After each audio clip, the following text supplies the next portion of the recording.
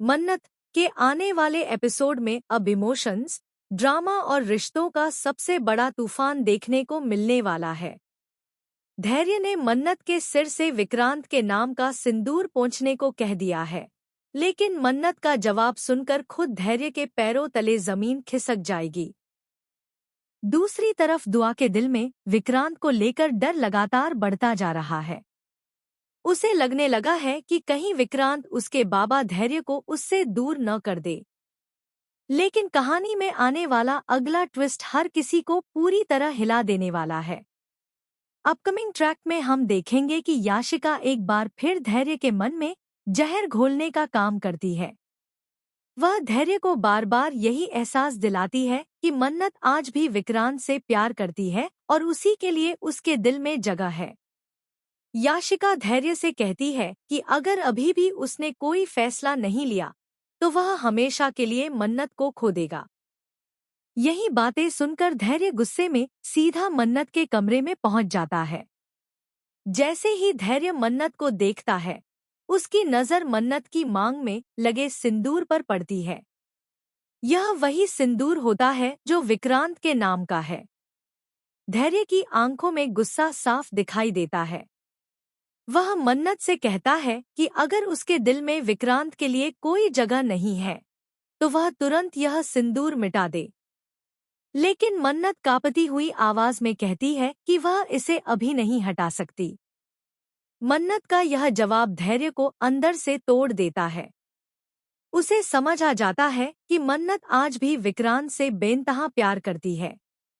वहीं मन्नत भी रोते हुए खुद को हर चीज का जिम्मेदार ठहराती है। वह कहती है कि अगर उसने उस दिन विक्रांत का साथ नहीं छोड़ा होता तो शायद उसकी जिंदगी इतनी नहीं बदलती। मन्नत को लगने लगा है कि विक्रांत के साथ जो भी बुरा हुआ उसकी वजह सिर्फ वही है। लेकिन कहानी में सबसे बड़ा ट्विस्ट तब आता है जब दुआ यह सारी बातें छुपकर सुन लेती है। दुआ के मासूम दिल में यह डर बैठ जाता है कि विक्रांत उसकी जिंदगी से उसके बाबा धैर्य को छीन लेगा। दुआ रोते हुए अपने कमरे में चली जाती है और वहां जाकर धैर्य की तस्वीर को पकड़कर कहती है कि वह किसी को भी अपने बाबा को उससे दूर नहीं करने देगी। इसी बीच घर में एक और बड़ा हंगामा खड़ा हो जाता है। दुआ अचानक सबके सामने विक्रांत पर चिल्ला पड़ती है। वह कहती है कि विक्रांत अच्छा इंसान नहीं है और वह सिर्फ मन्नत को धैर्य से दूर करना चाहता है। दुआ की बातें सुनकर पूरा परिवार हैरान रह जाता है। विक्रांत भी यह सुनकर टूट जाता है क्योंकि उसने कभी नहीं सोचा था कि दुआ उससे इतनी नफरत करने लगेगी। वहीं दूसरी तरफ धैर्य अंदर ही अंदर जल रहा होता है। वह खुद को समझाने की कोशिश करता है कि मन्नत अब उसकी जिंदगी का हिस्सा नहीं बन सकती। लेकिन दिल ही दिल में वह मन्नत को खोने के डर से बुरी तरह टूट चुका होता है। इसी दौरान याशिका एक और खतरनाक चाल चलती है।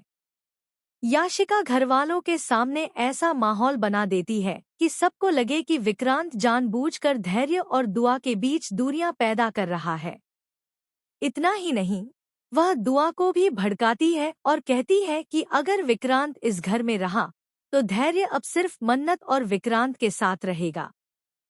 लेकिन कहानी का सबसे शॉकिंग मोमेंट तब आता है जब दुआ अचानक घर से गायब हो जाती है। पूरे घर में हड़कंप मच जाता है। धैर्य पागलों की तरह दुआ को ढूंढने निकल पड़ता है।